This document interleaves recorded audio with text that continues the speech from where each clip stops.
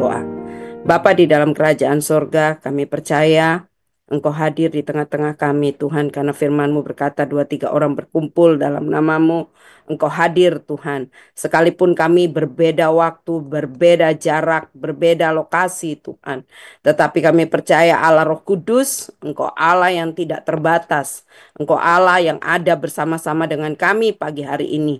Oleh sebab itu Tuhan, curahkan kami roh hikmat, pewahyuan akan Engkau. Supaya lewat kebenaran firman-Mu ini kami semakin mengenal Engkau, Allah yang kami sembah di dalam Kristus Yesus. Ajar kami Tuhan bukan hanya menjadi pendengar, tapi menjadi pelaku-pelaku daripada kebenaran firman-Mu. Urapi hamba-Mu, urapi kami semua. Sehingga pagi hari ini kami sungguh-sungguh boleh berjumpa dengan kebenaran-Mu, kebenaran yang memerdekakan kami. Terima kasih Bapa, kami patahkan setiap kuasa-kuasa yang ingin menghalangi kebenaran firman-Mu. Bahkan Tuhan, tembok-tembok yang dibangun oleh keangkuhan hidup manusia yang menolak pengenalan akan Tuhan, kami runtuhkan dan hancurkan dalam nama Yesus. Dan bela Roh Kudus-Mu yang bekerja di tengah-tengah kami, menyingkapkan segala sesuatunya. Bahkan kami percaya Tuhan, Roh Kudus-Mu yang akan menyampaikan isi hatimu melalui hamba-Mu Tuhan. Engkau yang menyatakan kebenaran-Mu di tengah-tengah kami. Terima kasih Bapa. Di dalam nama Tuhan Yesus, kami siap untuk belajar daripada kebenaran firman-Mu. Yang percaya sama-sama katakan, amin. Puji akan nama Tuhan. Terima kasih untuk pengurus yang memberikan saya kesempatan untuk menyampaikan apa yang menjadi isi hati Tuhan bagi setiap kita pagi hari ini. Dan saya mohon izin ya untuk share screen.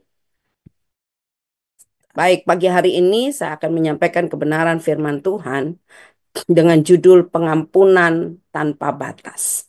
Ya, mungkin ini hal yang sering kali kita dengar, ya, dan ini merupakan salah satu tujuan Tuhan mengutus Kristus di muka bumi ini untuk Dia juga mengampuni. Allah menyatakan pengampunan Tuhan yang besar melalui Kristus, kematiannya di atas kayu salib. Itu menyucikan hidup kita, menyucikan kita dari segala dosa dan pelanggaran. Kita menerima anugerah penebusannya, yaitu pengampunan dosa kita. Dan kita bersyukur kepada Tuhan, ya, oleh anugerahnya yang besar itu kita memperoleh pengampunan yang daripada Tuhan, sebagai tuntunan kita dalam sebagai tuntunan kita dalam maaf ya, Matius pasal yang ke-18 ayat yang ke-21 sampai ayatnya yang ke-35. Saya akan bacakan ayat yang ke-21. Tetapi datanglah Petrus dan berkata kepada Yesus, Tuhan, sampai berapa kali aku harus mengampuni saudaraku jika ia berbuat dosa terhadap aku? Sampai 7 kali? Yesus berkata kepadanya, bukan, aku berkata kepadamu bukan sampai 7 kali, melainkan sampai 70 kali. Recording in progress. Sebab hal kerajaan sorga seumpama seorang raja yang hendak mengadakan perhitungan dengan hamba-hambanya. Setelah ia mulai mengadakan perhitungan itu, dihadapkanlah kepadanya seorang yang berhutang 10.000 talenta. Tetapi karena orang itu tidak mampu melunaskan hutangnya, raja itu memerintahkan supaya ia dijual beserta anak dan istrinya dan segala miliknya untuk pembayar hutangnya. Maka sujudlah hamba itu menyembah dia, katanya, sabar dahulu, segala hutangku akan kulunaskan. Lalu tergeraklah hati raja itu oleh belas kasihan akan hamba itu, sehingga ia membebaskannya dan menghapuskan hutangnya. Tetapi ketika hamba itu keluar, ia bertemu dengan seorang hamba lain yang berhutang 100 dinar kepadanya.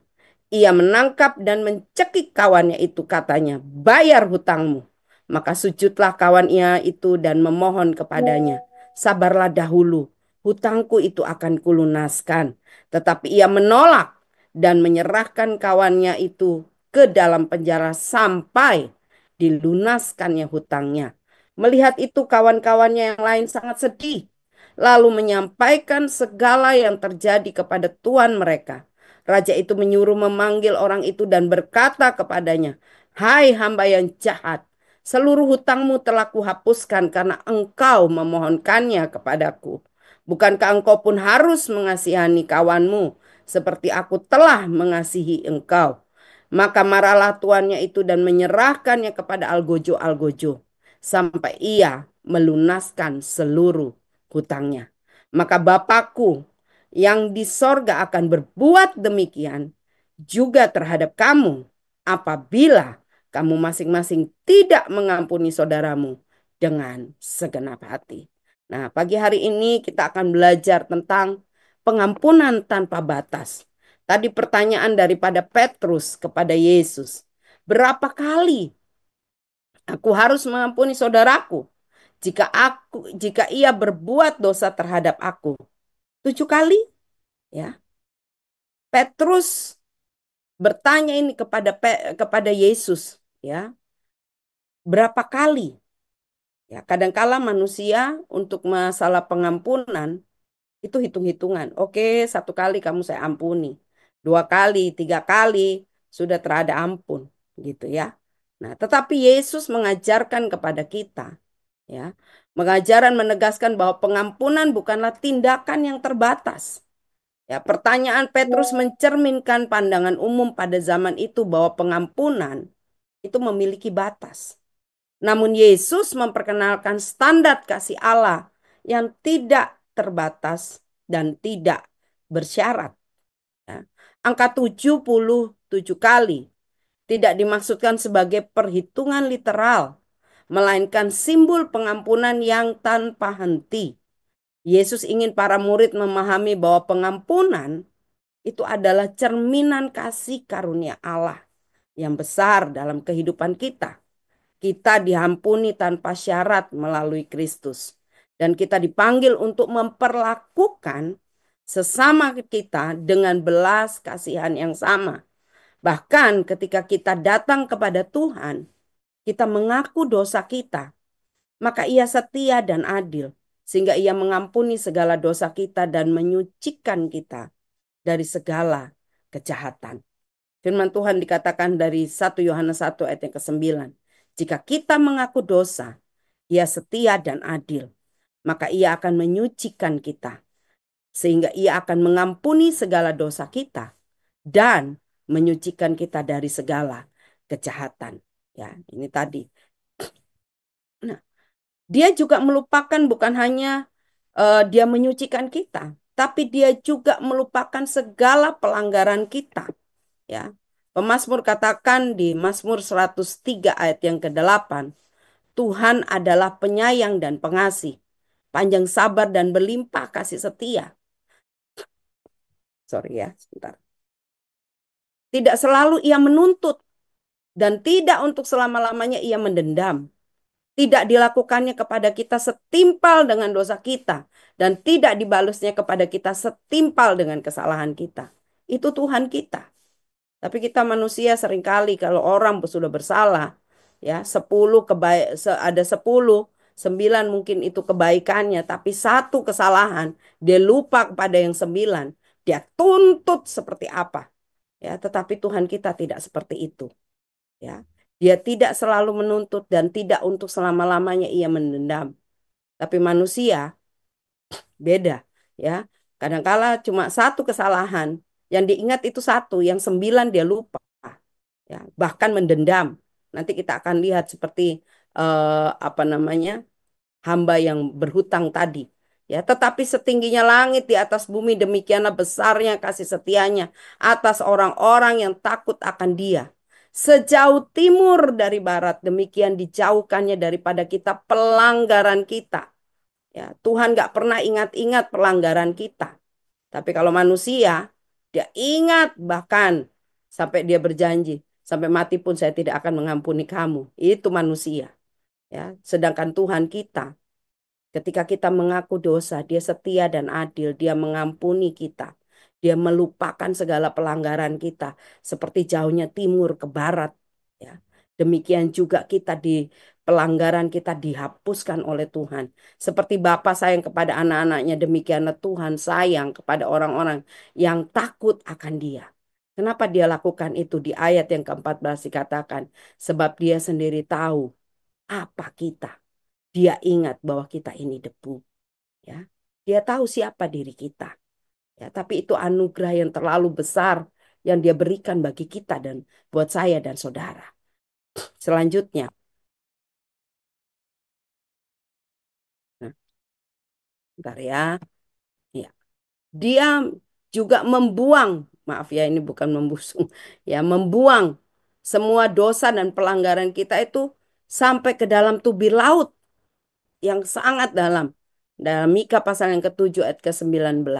Biarlah ia kembali menyayangi kita, menghapuskan segala kesalahan-kesalahan kita, dan melemparkan segala dosa kita ke dalam tubir laut. Ya. Kasih pengampunannya itu tanpa batas, tanpa syarat, ya. Dia menghapuskan kesalahan kita dan dia membuang segala dosa kita itu sampai ke dalam tubir laut, ya. Tuhan tidak pernah perhitungkan kepada kita. Tadi ayatnya di Mazmur tadi, dia tidak menuntut dan tidak mendendam, ya. Dia melupakan kesalahan kita itu sejauh timur ke barat. Selanjutnya, kenapa kok nggak bisa ini, sebentar ya. Nah, ya. Ia menyucikan, tidak hanya dia melupakan, dia membuang semua dosa kita itu ke dalam tubir laut, dia juga menyucikan kita. Putih seperti salju. Sekalipun dosa kita itu merah seperti kemisi. Yesaya 1 ayat yang ke-18 katakan, marilah kita berperkara. Firman Tuhan, sekalipun dosamu merah seperti kirmisi, akan menjadi putih seperti salju. Sekalipun berwarna merah seperti kain kesumba, akan menjadi putih seperti bulu domba. Tuhan tidak pernah memperhitungkan dosa dan pelanggaran kita ketika kita mengakui dosa-dosa kita kepada Tuhan. Tadi di ayatnya yang pertama dikatakan dalam 1 Yohanes 1 ayat yang ke-9. Dia mengampuni segala dosa kita dan menyucikan kita dari segala kejahatan. Nah, inilah ajaran Kristus buat saya dan saudara. Bagaimana dia merepresentasikan kasih Allah yang besar itu, ya. Karena begitu besar kasih Allah yang besar hingga dia mengaruniakan anaknya yang tunggal supaya saya dan saudara yang percaya kepadanya tidak binasa, melainkan kita beroleh hidup yang kekal. Nah, ketidakmampuan untuk mengampuni menyebabkan kepahitan dan keretakan hubungan, bahkan menceraikan persahabatan yang karib. Ya, kalau kita tidak mampu mengampuni, ini akibatnya timbul kepahitan, timbul dendam, ya, timbul bahkan keretakan di dalam satu hubungan, bahkan bisa menceraikan persahabatan yang karib. Bicara persahabatan, saya percaya persahabatan itu bukan kenal baru 1 hari terus jadi bersahabat, tidak, puluhan tahun mungkin. Tapi karena tidak bisa mengampuni, bisa saja persahabatan itu pecah, ya. Bisa saja persahabatan itu cerai. Karena apa? Nah, Amsal pasal yang ke-17 ayat yang ke-9 katakan, siapa menutupi pelanggaran, dia mengejar kasih. Tetapi siapa membangkit-bangkitkan perkara, menceraikan sahabat yang karib. Banyak rumah tangga akhirnya pisah. Karena apa? Mengungkit-ungkit terus perkara-perkara. Ya, kesalahan itu dihitung-hitung, dibangkit-bangkitkan. Ya, oh kamu dulu seperti ini, pacaran dengan si A seperti ini, latar belakangnya gini, diungkit terus. Ya, karena tidak mampu mengampuni. Padahal kalau kita mampu mengampuni, justru seharusnya kalau kita menutupi pelanggaran, kita mengejar kasih. Bukan berarti kita kompromi dengan dosa, tidak. Ya, tapi kita harus mampu untuk bisa melepaskan pengampunan. Ya, seperti Allah kita. Tadi menyucikan kita. Dia melupakan semua pelanggaran kita. Ketika orang itu mengaku dosa dan sungguh-sungguh mau bertobat, harusnya kita bisa, ya, mengampuni orang itu, mengejar kasih, menutupi pelanggarannya. Tetapi kalau kita membangkit-bangkitkan perkara, justru itu yang akan menceraikan sahabat yang karib. Melalui pengampunan kita dilepaskan dari beban dendam, dan diberi kekuatan untuk hidup dalam damai sejahtera. Pesan Yesus dalam Matius 18 ayat 21 sampai 22 menantang kita untuk meneladani kasih Allah. Sebagaimana kita diampuni, kita juga dipanggil untuk menjadi saluran pengampunan bagi orang lain. Selanjutnya, nah, apa makna pengampunan tanpa batas? Ya, ada beberapa hal, ya, 3 hal tentang makna daripada pengampunan tanpa batas. Yang pertama, makna yang pertama adalah pengampunan bukanlah tindakan yang terbatas.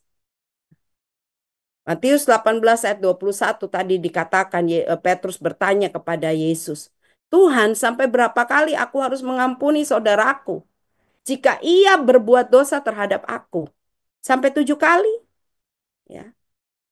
Orang kadang-kala baru salah 1 kali saja kita hukumnya tuh ampun, sudah kalah-kalah gitu ya sama Tuhan.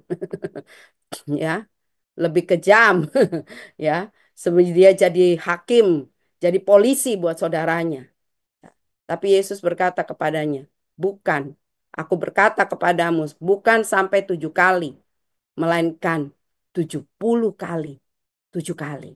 Sekali lagi, ini bukan bicara angka, saudara. Ya.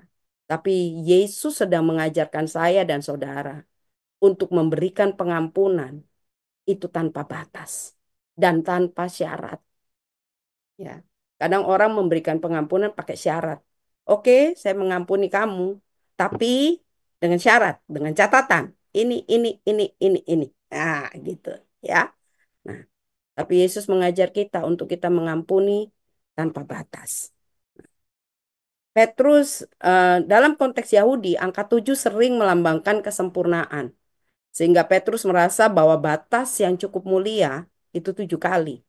Namun Yesus menjawab dengan 77 kali menunjukkan bahwa pengampunan itu memiliki tanpa batas. Artinya pengikut Kristus tidak boleh menghitung berapa kali mereka mengampuni, melainkan harus hidup dalam pola pengampunan yang terus-menerus. Pengampunan mencerminkan kasih Allah yang tanpa batas kepada kita, sehingga kita juga dipanggil untuk memberikannya kepada orang lain. Ya, selanjutnya, pengampunan adalah keputusan hati, bukan emosi. Makanya di Matius 18 ayat 22 tadi Yesus berkata, bukan aku berkata kepadamu 70 kali, melainkan sampai 70 kali 7 kali.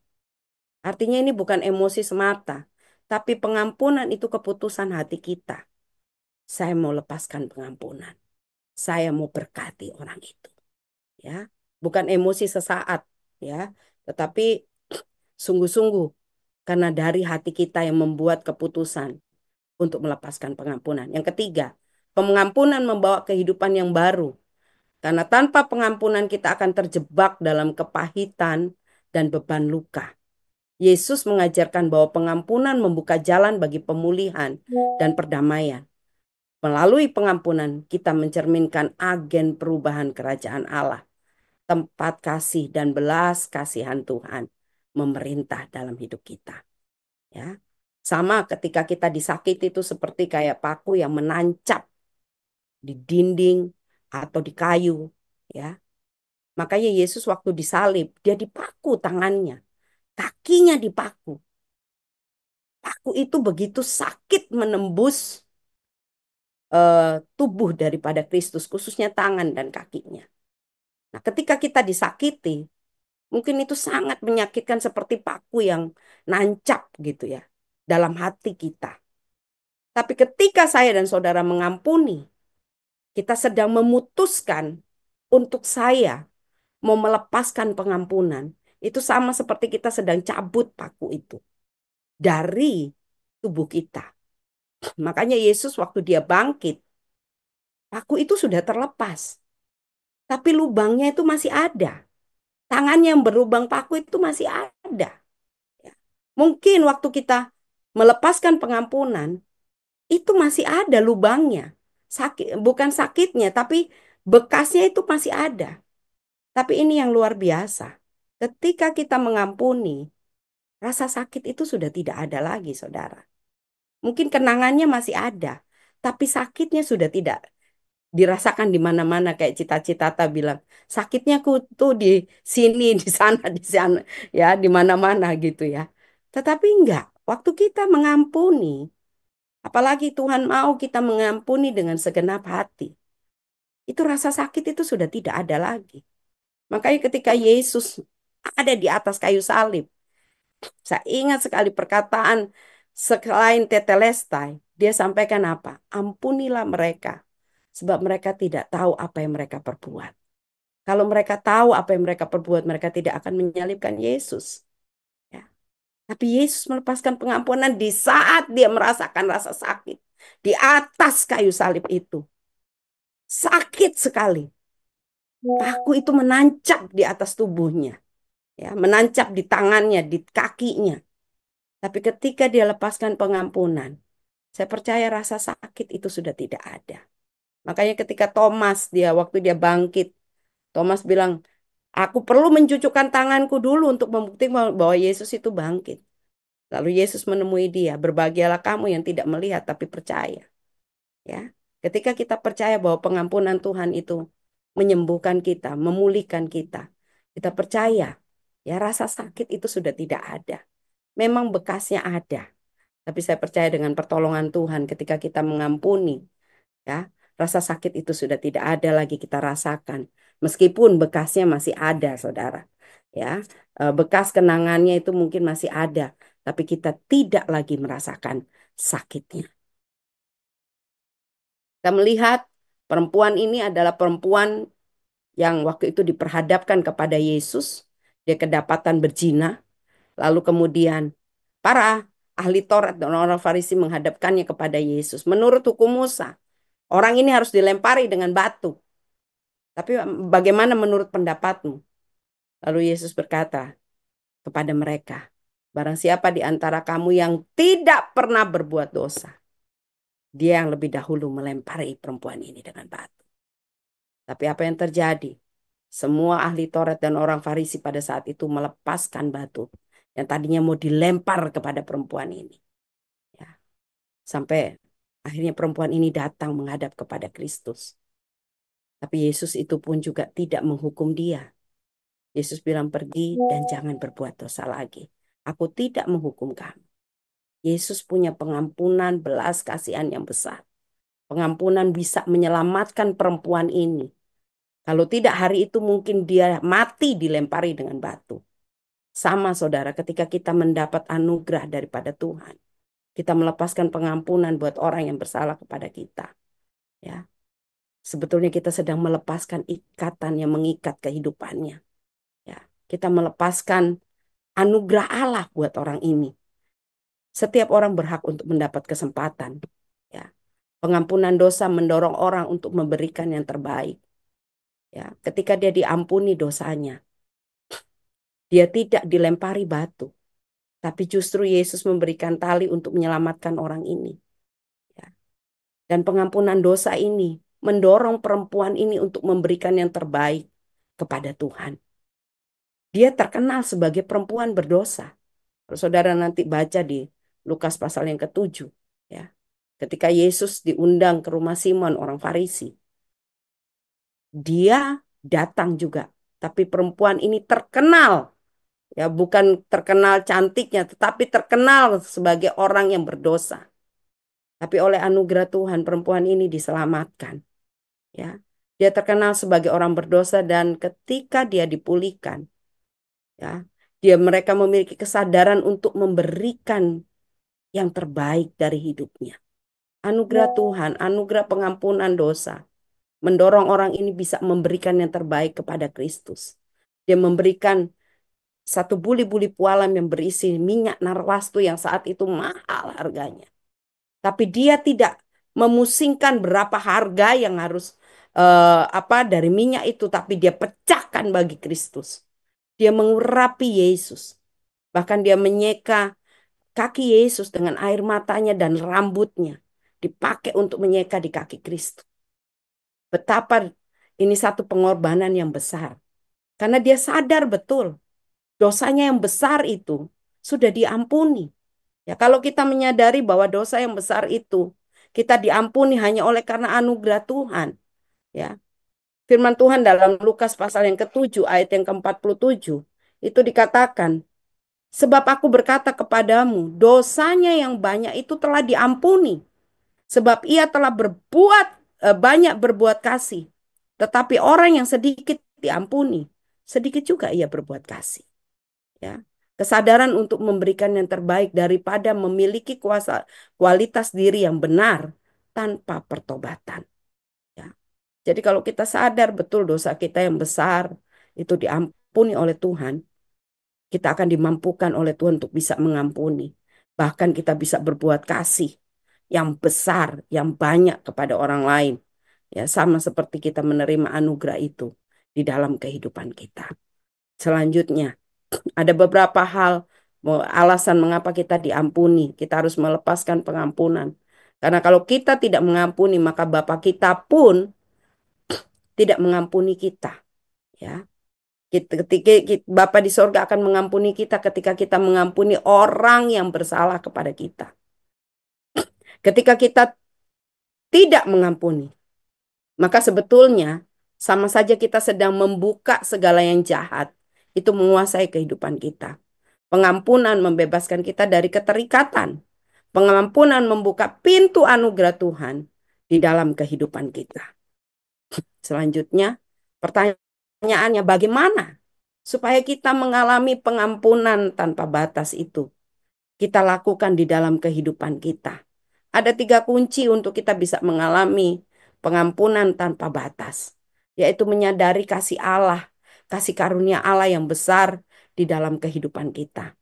Roma pasal yang ke-5 ayat yang ke-8 dikatakan, akan tetapi Allah menunjukkan kasih-Nya kepada kita, oleh karena Kristus telah mati untuk kita, ketika kita masih berdosa. Ya. Ketika kita masih berdosa, Tuhan tuh sudah menunjukkan kasih-Nya buat saya dan saudara. Dia sudah mati di atas kayu salib. Dia sudah mengampuni kita lebih dahulu. Dan ini yang Tuhan mau, supaya saya dan saudara mengampuni, saling mengampuni sebagaimana Allah sudah mengampuni kita. Efesus 3 ayat 4 ayat yang ke-32. Sebentar ya, saya bacakan Efesus pasal yang keempat ayat yang ke-32. Tetapi hendaklah kamu ramah seorang terhadap yang lain, penuh kasih mesra dan saling mengampuni, sebagaimana Allah di dalam Kristus telah mengampuni kamu. Ya, Tuhan sudah mengampuni kita. Kita harus menyadari kasih Allah, kasih karunia Allah yang besar itu di dalam kehidupan kita. Sehingga kita harus juga saling mengampuni satu dengan yang lain sebagaimana Allah sudah mengampuni kita. Selanjutnya, kita menolak luka dan kepahitan. Ya, kalau kita mau mengampuni tanpa batas, kita harus menolak luka dan kepahitan itu tinggal di dalam kehidupan kita. Ya, kita perlu minta anugerah daripada Tuhan. Oleh sebab itu, supaya kita tidak ada luka, ya, di dalam kehidupan kita, tidak ada cara lain. Yakobus pasal yang ke-5 ayat yang ke-16 katakan, saya bacakan ayatnya, Yakobus 5 ayatnya yang ke-16. Dikatakan demikian, hendaklah kamu saling, karena itu hendaklah kamu saling mengaku dosamu dan saling mendoakan, supaya kamu sembuh. Nah, doa orang yang benar, bila dengan yakin didoakan, sangat besar kuasanya. Seringkali kita hanya mengutip ayat bagian akhir. Doa orang yang benar sangat besar kuasanya, tapi kita tidak melakukan yang sebelumnya. Ayat ini mengatakan, karena itu hendaklah kamu saling ngaku dosa dan saling mendoakan. Ya. Ketika kita saling mengaku dosa, saling mendoakan, kita sembuh, saudara. Kita menolak luka dan kepahitan itu ada di dalam kehidupan kita. Tapi seringkali enggak, kita hanya simpen aja. Oh ya, saya sudah mengampuni, hanya di mulut. Tapi tidak dengan segenap hati. Kalau ada orangnya kita pura-pura nggak kenal gitu ya. Kalau kita mengampuni dengan segenap hati, ayo kita perlu berbicara, saling mengaku dosa dan saling mendoakan. Supaya apa? Supaya kita sembuh. Ya, tidak ada luka di dalam hati kita. Tidak ada kepahitan. Kita tidak memberikan kesempatan untuk dendam, amarah. Itu ada di dalam kehidupan kita. Selain itu, selain kita saling mengaku dosa dan saling mendoakan supaya kita sembuh, ya, kunci untuk kita bisa melepaskan itu adalah kita harus membuang segala fitnah, segala apa dusta, ya. Dalam Efesus pasal yang keempat ayat yang ke-25 katakan, karena itu buanglah dusta dan berkatalah benar seorang kepada yang lain, karena kita adalah sesama anggota. Buang itu semua. Ya, bahkan dikatakan di Yakobus pasal yang sorry ya, di 1 Petrus 2 ayat yang pertama, saya secara cepat saja. Karena itu buanglah segala kejahatan, segala tipu muslihat dan segala kemunafikan, dengki dan fitnah. Kita buang itu semua. Supaya apa? Kita tidak menerima luka atau kepahitan itu tinggal di dalam kehidupan kita. Kalau kita saling mengaku dosa, saling mendoakan, kita akan sembuh, saudara. Ya, bukan bukan akan sembuh, pasti sembuh. Ya, karena doa orang yang benar sangat besar kuasanya.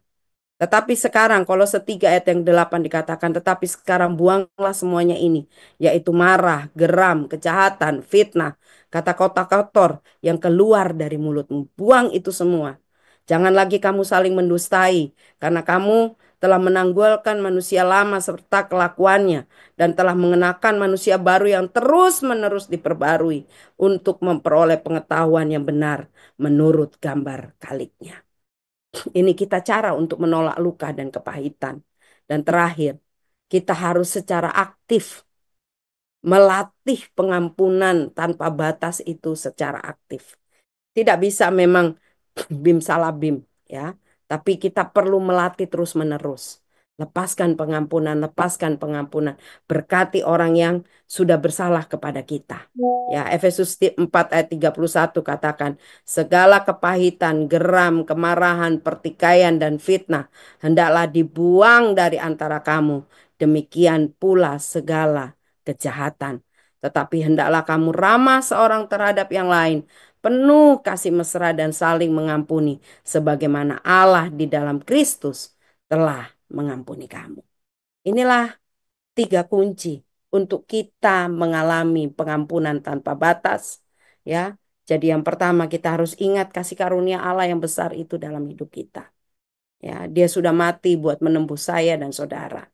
Ya, terus kemudian yang berikutnya, kita juga harus menolak luka dan kepahitan itu ada dalam hidup kita. Terakhir, kita terus melatih pengampunan secara aktif dalam hidup kita. Ada dampaknya kalau kita tidak mengampuni. Ada, ya, seperti perumpamaan tentang seorang yang berhutang 10.000 talenta, seperti ayat yang tadi saya sudah bacakan di Matius 18 ayat 21 sampai ayatnya yang ke 36 ya tadi ya. Itu dikatakan di situ bagaimana orang yang berhutang 10.000 talenta itu, karena dia tidak mampu membayar hutangnya, dia mendapat belas kasihan dari sang raja. Akhirnya dosanya diampuni, hutangnya dibebaskan karena belas kasihan raja.